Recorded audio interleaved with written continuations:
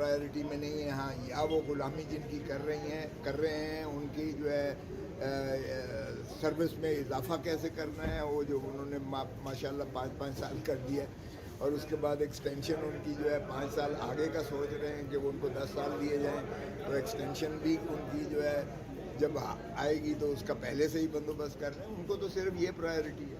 Climatic بھاڑ میں گیا ان کا. پاکستان کی عوام جو ہے بیچاری قسمت کرسی کے عالم میں ہے، اسموگ میں اور فوگ میں. لاہور دنیا کا نمبر 1 آلودہ ترین شہر ہے، جہاں ماشاءاللہ مریم نواز شریف صاحبہ پہلی دبنگ وزیر اعلیٰ پنجاب جو ہے وہ وہاں گرج رہی ہیں، برس رہی ہیں. ان کو سوائے یہ کہ کس طرح سے سپریشن کرنا ہے، کس طرح سے 144 لگانا ہے، کس طرح سے پی ٹی آئی کے کارکنوں کے خلاف مقدمات درج کرنے ہیں. دہشت گرد تو ایک پکڑا نہیں جاتا ہے، لیکن دہشت گردی کے سب سے زیادہ پرچے جو درج کیے گئے ہیں وہ صرف اور صرف سیاسی کارکنان کے خلاف کیے گئے ہیں. میں بھی ابھی جا رہا ہوں دہشت گردی کے پرچے میں اپنی جو ہے شامل تفتیش ہونے جا رہا ہوں. یہ یہاں سیکریٹریٹ کیا ہے. تو یہ اگر دہشت گردی اس طرح سے انہوں نے لگانی ہے کہ سیاسی اپنے جو ہے ناقدین پر، اپنے مخالفین پر کس طریقے سے ان کو جو ہے ان کی آواز بند کرنی ہے، ان کا گلا کس طرح دبانا ہے، ان کو جو ہے بابا سلاسل کیسے کرنا ہے، تو پھر یہ قانون بھی اور جو سازی ہو رہی ہے یہ بھی، اور آئین میں جو ترامیم ہو رہی ہیں، کھلواڑ ہو رہا ہے.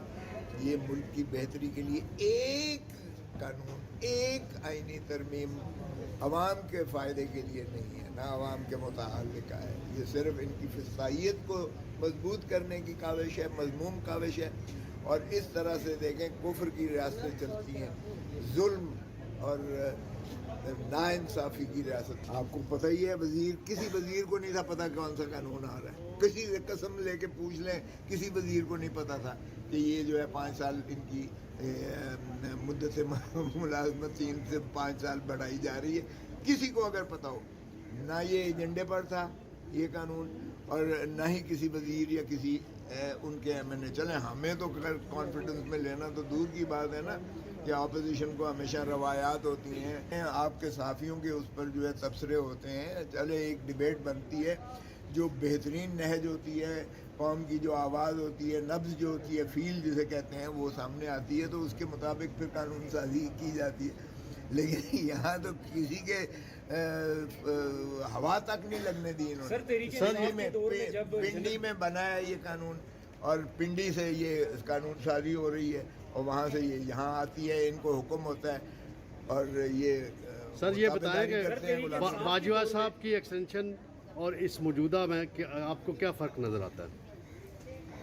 سر اس وقت بھی دیکھیں وہ بھی غلط تھا، وہ غلط تھا. ہم اس وقت میں پیپلز پارٹی میں تھا، اس وقت ہم نے مخالفت کی تھی CEC میں، ہم نے مخالفت کی تھی. سن لیں، پیپلز پارٹی نے ووٹ دیا تھا سر. پہلے ہی لندن میں باجوہ جاتا ہے، وہاں لندن پلان بنتا ہے، نواز شریف صاحب جو ہے وہ سارا ان کے ساتھ معاہدہ ہوتا ہے. اس کے بعد وہاں سے ہی یک طرفہ اعلان ہوتا ہے کہ ہم غیر مشروط طور پر اس لیجسلیشن کو ہم سپورٹ کریں گے.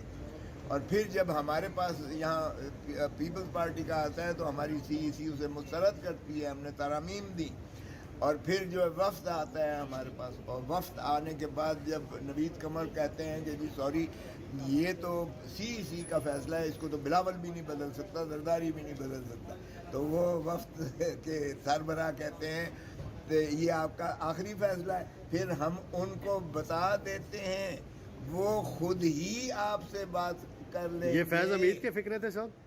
یہ فیض حمید کے فکرے تھے یا کسی اور کے؟ نہیں، فیض حمید کے فکرے نہیں تھے. فیض حمید تو خود کرنے والا تھا بھائی. فیض حمید کو یہ فکرے دہرانے کی کیا ضرورت؟ ہم ان کو بتا دیتے ہیں، وہ خود ہی آپ سے بات کر لیں گے.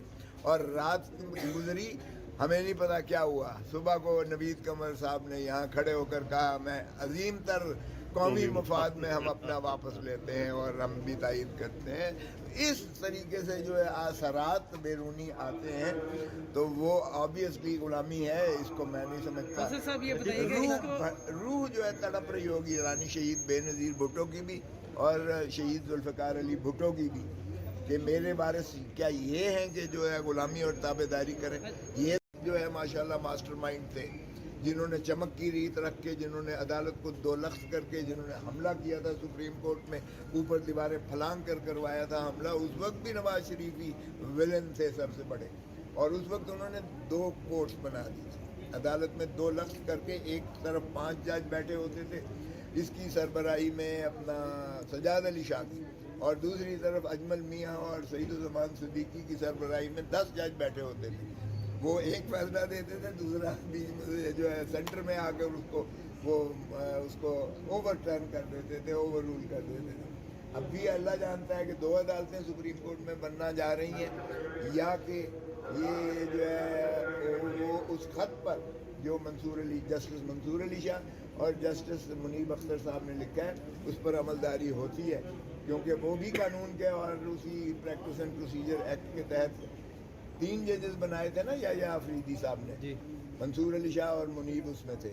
तो 2 जजेस लिख के दे रहे हैं कि जी आप ये तय हुआ था, और फुल कोर्ट इसको बिल्कुल 26वीं तरमीम को मुस्तरद कर सकती है। अगर एक बेंच